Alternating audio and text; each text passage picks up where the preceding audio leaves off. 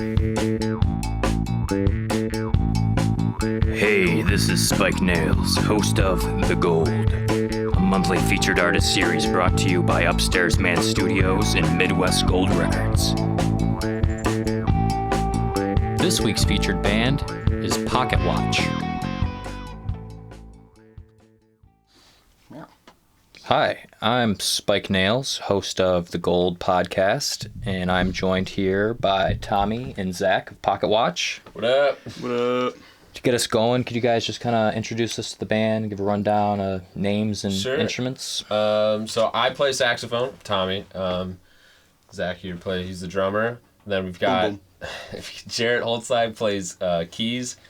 Kiala Venema is our violin player. Dale Bales on bass, and Chris Murphy plays guitar. Mm-hmm.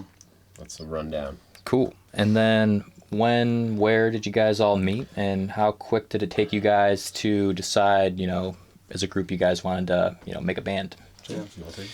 Yeah. We started mostly at jams. I met Tommy like 5 years ago at a gig. Not really, though. Yeah, not really. Like we like jammed together for a little bit, but like we didn't actually meet. We saw each other at a gig like 5 years ago in Muskegon. And it was whack. But we reconnected at Glass House in like 2021 at an open mic. And Dale started coming and Jarrett started coming, and we were like, we're doing some pretty sweet jams right now. Mm-hmm. So we thought we could make a group and do some cool shit. And Tommy knew Chris and Key. And well, I met Key at the Flanagan's open mic. Okay, yeah. And me and Chris technically went to school together, but he was like, I think 2 like sessions below me in the jazz department. He's older than me, but he transferred in late, so he was taking like freshman classes when I was a junior. So we didn't have anything together, and when I saw him at the jam, I was like, oh, yeah, you're that guy who hated jazz. All right, yeah, I remember that. We ball, bro. But yeah, we just kind of did the jam thing for a while, and then eventually, it was July, I think, of like a year and a half ago, we actually got together and worked out that version of Isn't She Lovely, and then started playing tunes. And then we played our first show January 1st. It was like early January last year. So. At Turnstiles, I think. Yeah. So we've been together playing shows for just over a year now. Mm-hmm. And then to kind of rewind in life a bit, Sure. When did you guys get started, playing your instruments? Since I could walk. Yeah, back in the day, yeah. I started on, I was a guitar player originally in my family's band. So when I was in like 4th grade, I was playing shows in front of people. So I've been playing for a long time. I didn't start playing saxophone until I was in middle school, but yeah. I started playing in church when I was a wee kid, but I'd played like drums my uncle left at my house. Like when I was born, but couldn't play. So some goo goo gaga. Some goo goo gaga type shit, and like when I could like reach the pedals, I started playing more, and then I can't really play any other instrument. I'm not gonna say I'm competent at anything else, but yeah, since I was like 12, I took it serious, and then did band. Yeah, it's I want to clarify. I cannot play guitar. That's what I started with, but I was in the band because I was like a 3rd grader, so it was cute to have like this little kid with his big ass guitar going ding ding ding ding ding ding. No, I can kind of play piano, which is why I have it up there in the band, but no, I'm a saxophone player. So, were there any songs or bands specifically growing up that, really influenced you and maybe kind of have an influence in the band or your musicianship today? In like a really not that roundabout way, but I think Dave Matthews has a much bigger influence than I give credit for. Like Dave, that's his That shit. is my favorite band. But when I was in like high school, my favorite saxophone player was Jeff Coffin, who was the saxophone player in Dave Matthews Band currently. Yeah, and when I was checking him out. But I would say more recently, Snarky Puppy is probably, and like Funky Knuckles, Dixie Dregs, you know, all those guys. Ghost Note. I mean, yeah, like everybody's personal influences like range from Zeppelin to James Brown and the myriad of jazz. Yeah, I would say funk. Because like Chris is much more of like a metal guy than I think anyone else. Yeah, he's like the intervals kind of type shit. And then Key is like way more into like the Irish fiddle stuff. Jarrett's really into that proggy shit. Yeah. I don't know what Dale, he just does everything. I like, he got the John Paul Jones like insignia Zeppelin tattoo, so. And then I'm very like traditional jazz shit. So I went to Michigan State and they really brainwash you with that stuff. So that's what I do. That's where I came from, at least. Nice. So one thing that really sticks out when seeing you guys play live, and I guess to about the same extent, hearing your songs, is just the talent level of each of you guys individually. And I'm just wondering if there's any kind of competition, or the talent of the other members really is pushing the other members. Anything like that going on? I don't think so. It helps that everyone has like a very different specific role. There's technically me and Jarrett both play piano sometimes, but I would never try to challenge him on that. I have the piano up there so I don't get bored when I'm not playing like melodies and stuff. Yeah, just get the foot tap. Yeah, exactly. Yeah. So, no, I don't think there's no one in the group has any like ego or any shit like that. Yeah, I don't think there's like ego. I mean, I can like tell when we play, and even like outside of it, like it's like a friendly competition thing. Like we try to push each other, you know, and then when we get on stage, like, and we look at each other, we're like, oh fuck yeah, like, let's do some shit.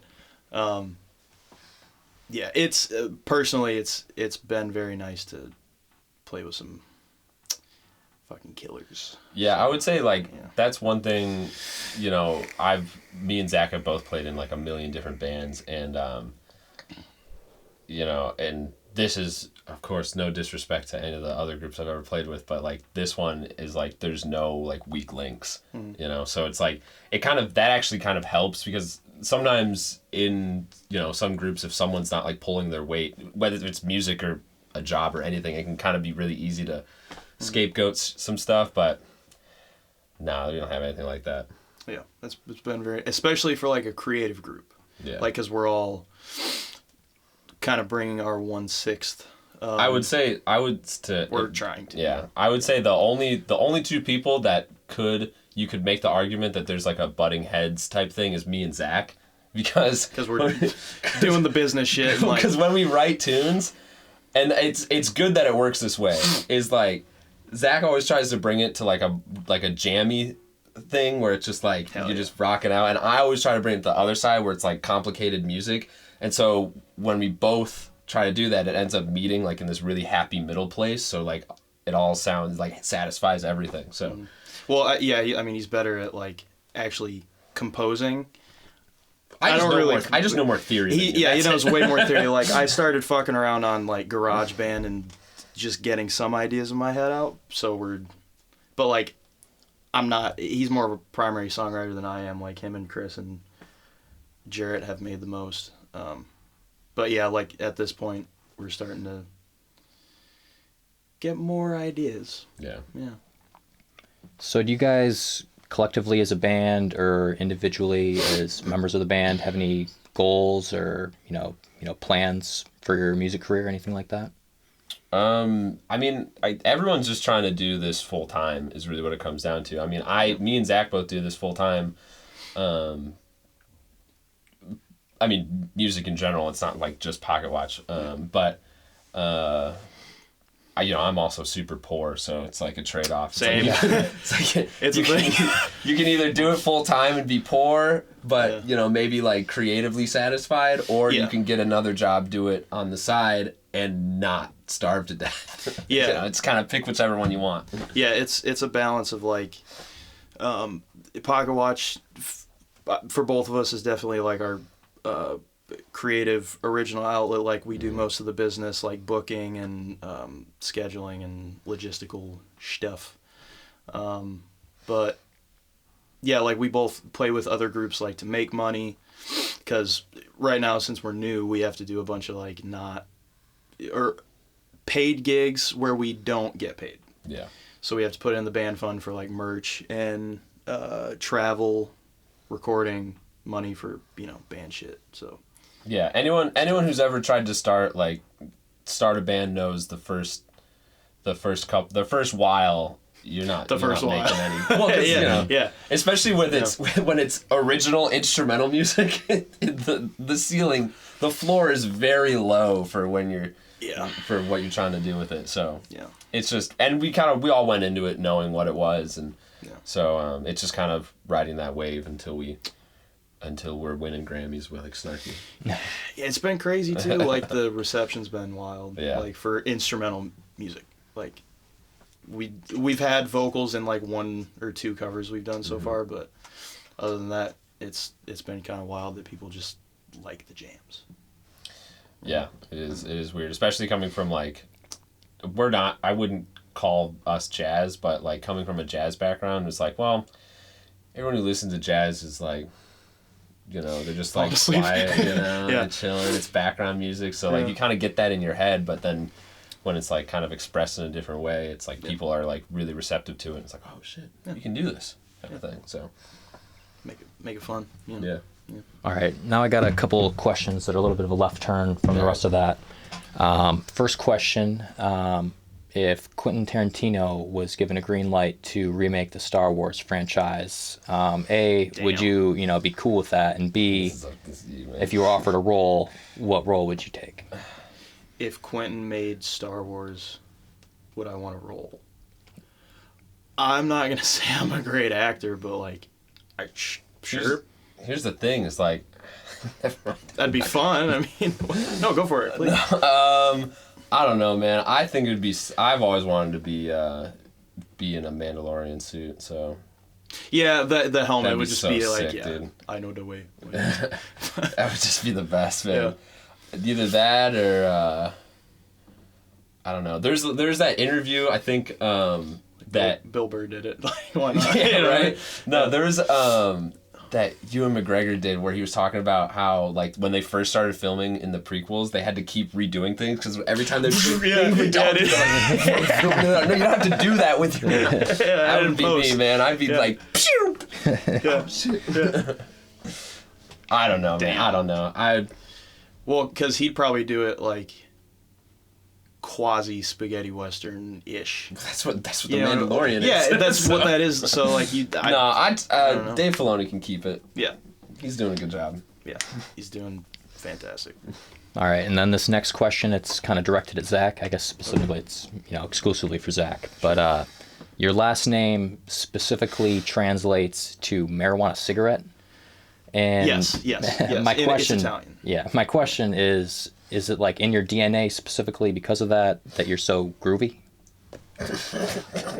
Yeah, because I'm high all the time. Dude, it's a family thing only because it's like close enough to the last names usually are a family thing. Yeah, like fuck. My dad is adopted, but getting deep. But like when he was a kid, he said like people just called him Doobie, and then they called my brother Doobie, and they call me that, and I was never like a insane weed smoker. Like it just happened. It just kind of rhymes. I don't know. I dig it. Growing up, my big nickname was Big Titties. My last name is Teed, so kind of same thing, Yeah. Got a little guff for that, but. Take it. Dude, rock them titties, bro. Yeah. So people just call me Tommy.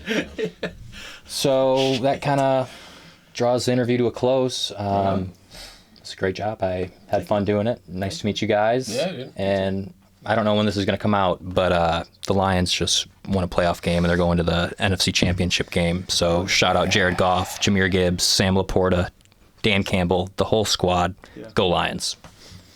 As soon as your offensive coordinator gets poached, you guys are going down the toilet again. So you better enjoy it while you can. Nah, Matt Stafford, he'll retire. He'll take up the OC.